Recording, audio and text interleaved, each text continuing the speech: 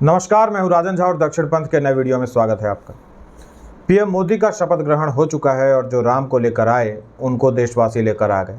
हालांकि चुनाव के परिणाम सामने आने के बाद जब देशवासियों को यह पता चला कि अयोध्या से बीजेपी की हार हो गई है, साथ ही पूरे उत्तर प्रदेश में प्रदर्शन औसत रहा है, तो इस पर चर्चाएं शुरू हो गई।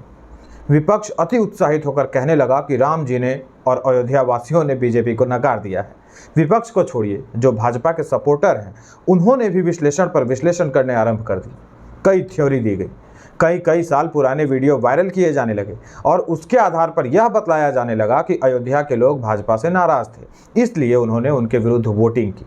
कुछ लोग यह कह रहे हैं कि कांग्रेस ने लोगों को पैसे का लोभ दिया, खटाखट वाला, कि महिलाओं को 8,500 का महीना देंगे, फिर फॉर्म बांटे गए। लोगों को लगा कि फॉर्म भी मिल गया, अब तो फॉर्म को चेक बतलाकर बांटा गया, तो कुछ लोग विशेषकर महिलाएं इससे प्रभावित हुईं। इसमें कोई दो राय नहीं। फिर जाति वाली बातों को भी नकार नहीं सकते। यह एक सच्चाई है कि देश की राजनीति का एक आधार जाति भी है और लगभग हर राज्य में है। सो न होता तो आरक्षण का आधार जाति न होकर गरीबी होती। फैजाबाद सीट के 2019 के परिणाम बतलाते हैं कि बीजेपी के लल्लू सिंह को यहां 5,29,000 वोट मिले थे। सपा को लगभग 4,63,000, तो वहीं कांग्रेस के निर्मल खत्री को 53,000 वोट मिले थे। इस साल कांग्रेस और सपा ने मिलकर अपना उम्मीदवार उतारा।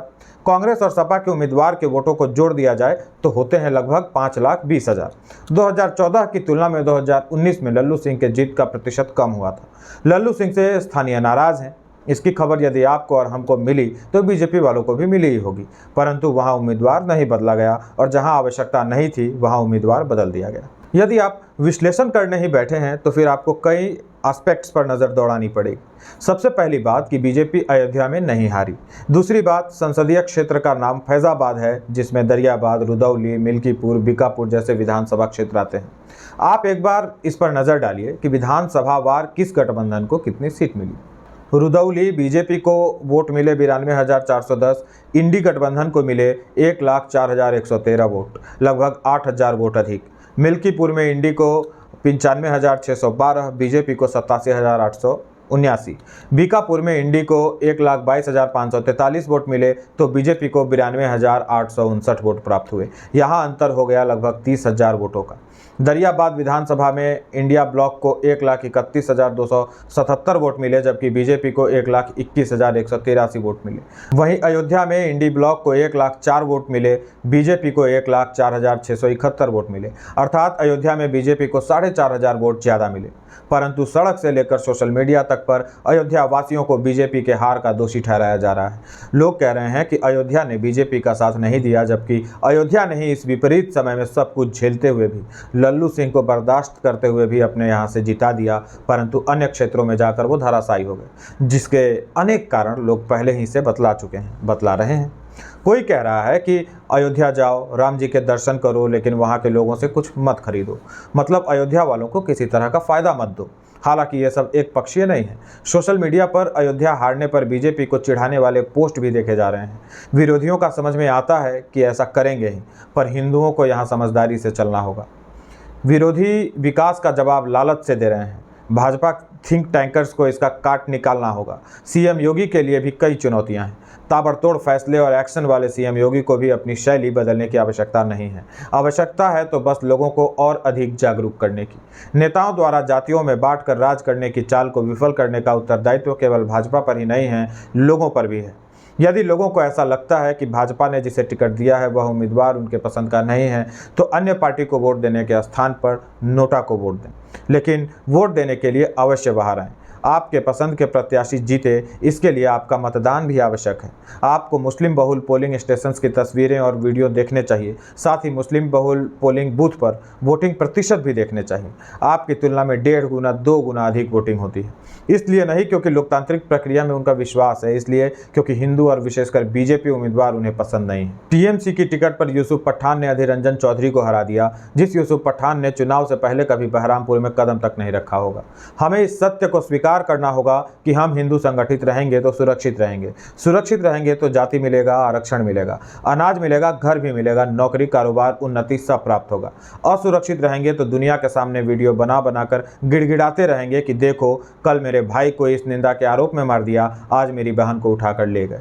मंदिर को पकौड़े का दुकान बना दिया जाएगा, मंदिर को सार्वजनिक शौचालय बना दिया जाएगा। आप जीवित रहे तो आप अपने को कोसते रहेंगे और आपकी संतानें आपको गाली देती रहेंगी। आज आप और हम कितनी शान से कहते हैं कि हमारे पूर्वजों ने सर कटा लिया पर तलवार के डर से सलवार नहीं पहना। उसी तरह भविष्य को यह अवसर नहीं देना है कि वो हमारे इतिहास पर उपहास करें। यह वो समय नहीं है और मैं हर वीडियो में ये बातें नहीं कहूँगा। बात किसी नेता के जीत हार की नहीं, बात हिंदुओं में फूट डालने की साजिश की है। मैं केवल इतना निवेदन करना चाहता हूं कि अयोध्या धाम को, श्री राम को और अयोध्या के हिंदुओं को दोष देना बंद कीजिए।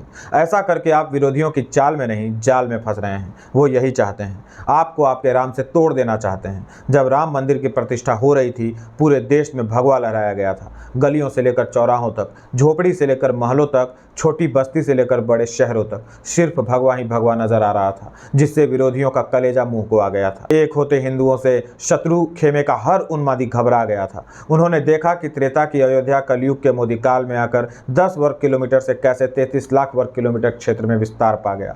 पूरा देश राममय हो गया, पूरा देश अयोध्या बन गया। उसी अयोध्या ने 240 सीटें बीजेपी को और लगभग 300 सीटें एनडीए को देकर निर्णायक बहुमत दिया।